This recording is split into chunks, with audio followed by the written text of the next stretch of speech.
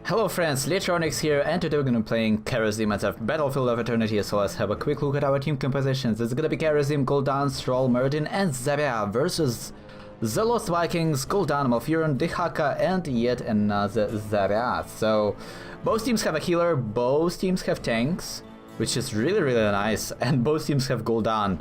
So, I guess that's fun, and this is probably one of the worst maps for Vikings. Aside from maybe Brax's holdout, because it's more important to win fights on Brax's holdouts than here, right? Like here Vikings actually have time to soak and things like that, whereas on Brax's you always need to contest those beacons. And contesting them as a 4 versus 5, maybe not the best idea, but we're gonna see how this plays. Maybe he will actually group them up, in a stack, and just play them as he would play a normal hero. But we'll see how this works. So yeah, today we're gonna play Kharazim, and kind of like the funniest part about Kharazim is not the... Okay, he is a healer, he is a support healer who punches people in the face. Like, that's kind of, you know, that's good design. That's what they call good game design, right? So we're playing on Battlefield of Eternity, and some people actually think that Insight is a good idea here, because you get those lots of punches on the Immortal and can stack it super easily. I do not agree with that, and because you kind of need to win early game, because if enemy team pushes as a 5 versus a 5, like if enemy team just team fights versus you, and you have Insight for your first choice here, this means that you won't have any real healing until you actually stack your Insight. So you are basically giving up all of the damage you might have for all of the healing you might have for talents that will potentially help you out in the late game. But the problem is that you kind of need to get to the late game is in the first place. By the way, good job by Zarya shielding me there right in the right time. I believe I would have killed him anyway, but that was really well played by her, waiting for Gul'dan to finish draining life and then shielding me, because that way she kind of guaranteed to prevent the damage from his Q. So that's very well played. So yeah, I don't like Insight on this map, because like if I had Insight in that fight, my team would have been dead probably, because I just wouldn't be able to heal them as much as I did. And even though I didn't really heal them that much, like every little bit helps, you know? So that's definitely something to consider. I'm trying to... Oh, there is the Haka. There is the Haka. Oh, Zavia once again. I was trying to get some stacks to get her some shield value while I was tanking Gul'dan there in the first place, but she kind of didn't cast it, and I was a little bit confused, but then the Haka engaged us, and maybe she was saving shield for that, or maybe she just had it on cooldown, but that was really good that she actually had her shield when the Haka engaged, because that way she actually healed us for... prevented some damage for us, prevented us from potentially dying. That was definitely helpful. And like right here, our team is full health. This wouldn't really be possible with the Insight, at least not that easily. Also, enemy Zarya seems to have a little bit of trouble with getting those value stacks for her shield, for her damage output. So that's always cool to see. Let's actually try to distract at least Malfurion here with our punches into his face, because that's something we can be doing. And maybe we can kill her? Probably not. No reason to chase even. So let's disengage, and which talent do we want here? I'm actually thinking what build I want to be going for, because I mean there isn't really a build for Kharazim. It's more about picking situational talents all the time, and he's probably one of the best healers to do that, because he always has a choice, right? Someone like Brightwing, you want, like, at first you consider, okay, do I want the teleport build, do I want the Z build, or do I want the healing build? And then when you go for, okay, I want the phase shift build, but do I sacrifice my phase shift shield for cleanse, and things like that. And most supports have talents they really need to give up in order to deviate from the usual build path. On Kharazim you can build whatever you want pretty much, and he will still be able to do the things he does. and that's really a cool thing about him. Yeah, sadly, Gul'dan was... oh my god, can we actually get a kill? Yes. Sadly, Gul'dan was draining life while Zarya used her shield, so he didn't really want to stop it. Maybe he should have. Maybe he should have stopped the drain to prevent the damage, the shield buff, but that was kind of okay. So far we are having actually a pretty decent time dealing with the enemy team, so I think maybe we're gonna go for the healing ward. Also, yeah, as I said at the beginning, Vikings are kind of off on this map, and we haven't really seen them almost at all. And it kind of shows that, yeah, maybe they should have actually grouped up and played like a hero, like a one hero in team fights, helping out the enemy team and things like that. But that's okay. That's okay. Can we get this? I'm actually gonna be staying at least solo here for a little bit, just to get the XP here. Gul'dan wanted to join me, so that's okay. But it's kind of okay to soak as Kharazim. That's definitely not something you really want to be doing, because he doesn't really have wave clear, but it's not too bad of an idea. That's okay. No, that's too much effort. That's too much effort, guys. I think, yeah, maybe healing ward would actually be a horrible choice, because they have Malfurion, and Malfurion can easily clear wards. All he needs to do is to use his Moonfire, and the ward is gone. So he's kind of a counter to that, but that's definitely not something we want to be doing at the moment. I actually got trapped in the roots there, so that was my bad. I will try to get as many auto attacks as possible to allow Meridian to survive through all of that. Oh my god, good job, team. I like the way these guys play. Can we actually get a heal?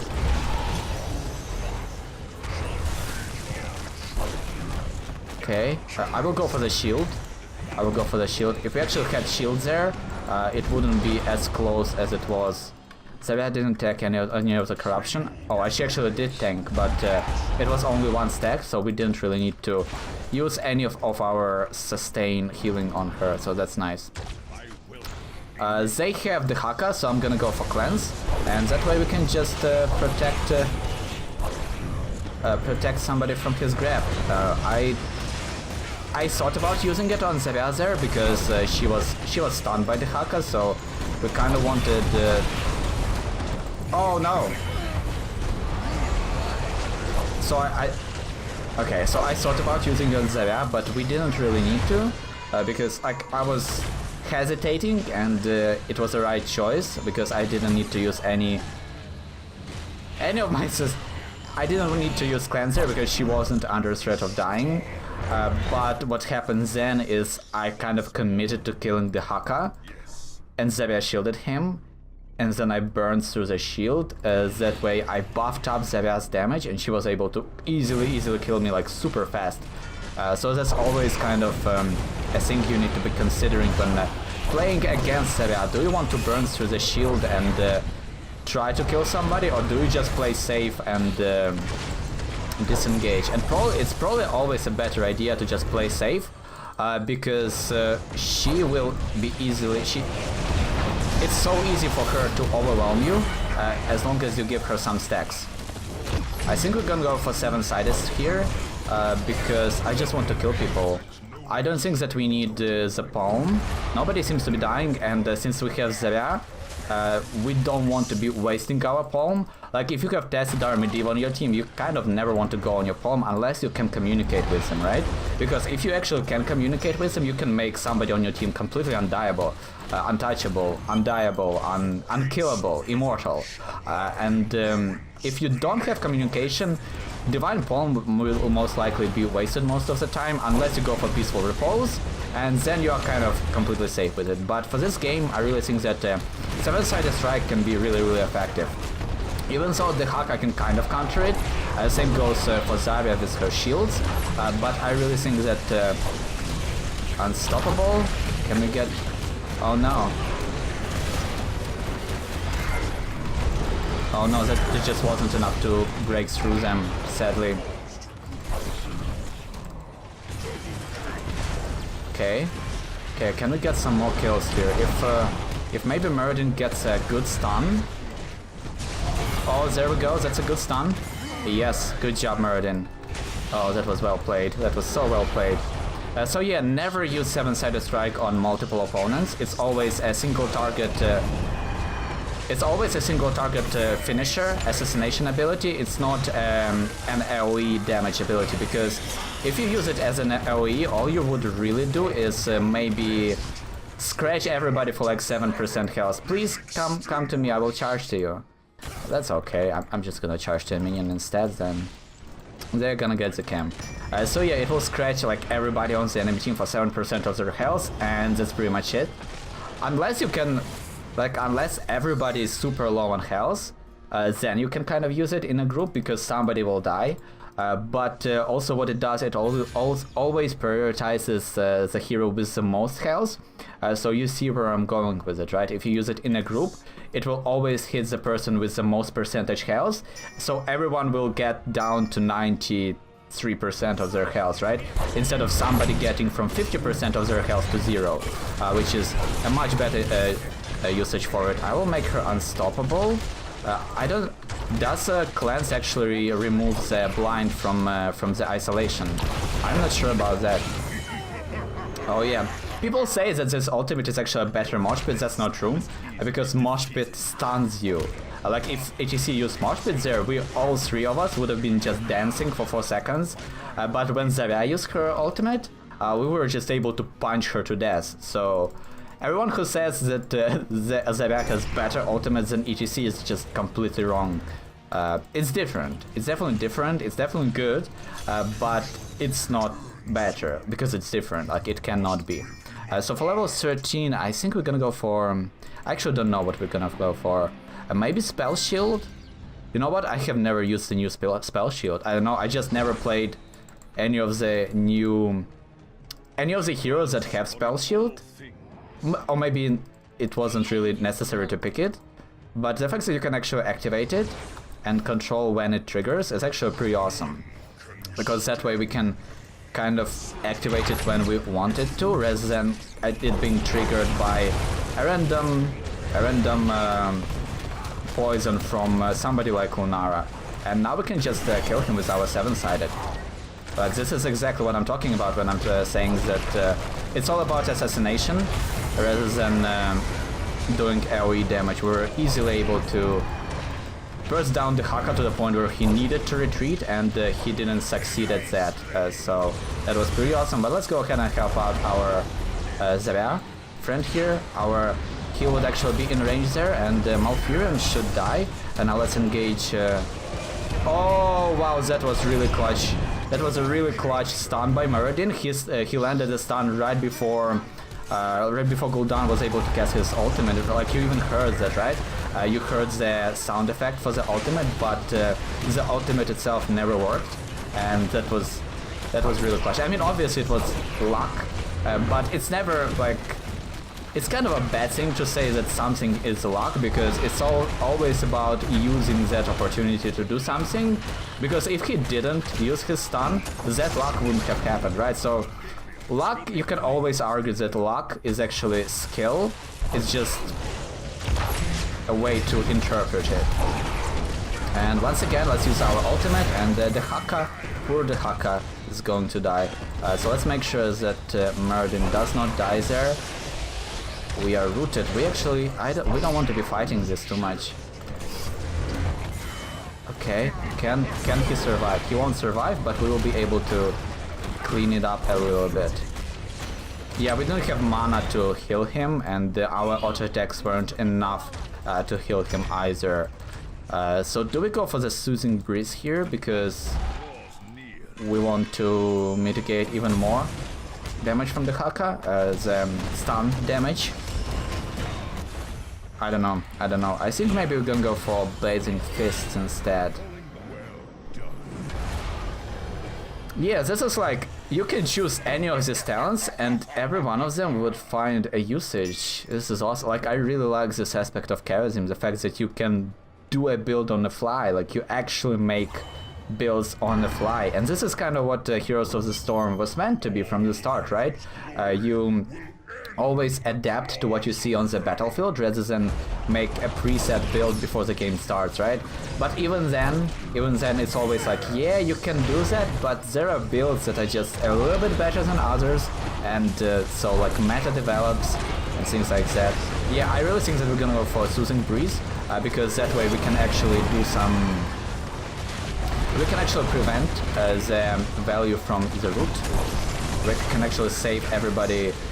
We can unroot everybody when each time we use our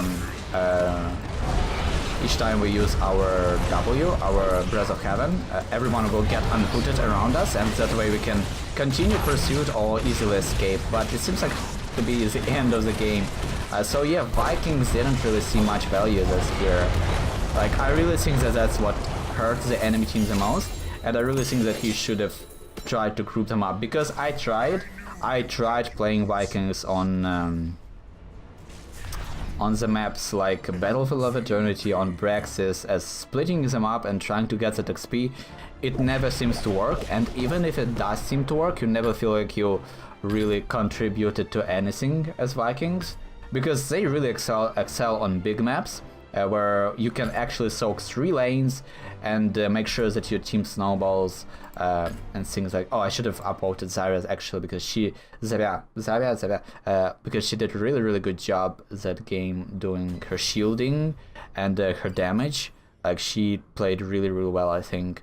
But yeah, it was a decent-ish game. Like, it was a little bit one-sided, but like as I said, even though he played them perfectly, like, look at that. He got a ton of XP, he died 0 times. Well, maybe he died like 0.5 times, like, right? Because Vikings don't count as a whole hero. But, I mean, like, he played really well. But they were never impactful, because we just pushed that 5 versus 4, always. And we were able to break the enemy team. Because they didn't have the XP lead. The reason why Vikings work is because it gives a 4 versus 5 an XP lead, and that's kind of... It's almost more important than the numbers. Like, if you are 4 versus 5 and you are 16 versus 14, you will probably win that. Like, if you play it smart, if you don't just throw your bodies onto the enemies and hope that your level advantage will carry you through, but if you actually utilize the talent lead and make sure to play smart about it, I think it's better than to have another person on your team. So that's why Vikings work in the first place. And on this map, they weren't really able to do that.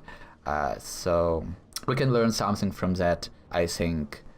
And yeah, our Zarya just doing a really good job. It was really enjoyable actually to play with her. That was amazing. That's probably one of the better Zarya like gameplay I've seen so far. So that was pretty cool to witness. But yeah, I still like Kharazim. He isn't really one of the top supports right now, but he is still pretty good, because, I mean, he didn't really change, right? So he was always a solid support, where other supports kind of jump up and down all the time. He is always kind of a solid choice if you want a little bit of sustain, a little bit of finishing capabilities, like when you can just dash into somebody who is escaping with almost no health. Admittedly, Malfurion can also do that with his Moonfire, right? But if that Moonfire doesn't kill them, then he has no other follow-up. With Kharazim, can use his another dash, or he can land not one auto attack, but like 2-3 auto attacks with his E active, so you can do that. And he is really fun to play. Like, you are literally punching people instead of sitting back in your backline and healing your allies. He's probably a support that's very favored by people who really like playing assassins, because you play him very aggressively for the most part, and you actually do damage to the enemy team while healing your allies, so there's that. But yeah, I think this is gonna be that, and if you enjoyed the video, consider subscribing. If there are some heroes or builds you want to see me playing next, make sure to let me know in the comments, and as always, thank you so much for watching, and see you next time.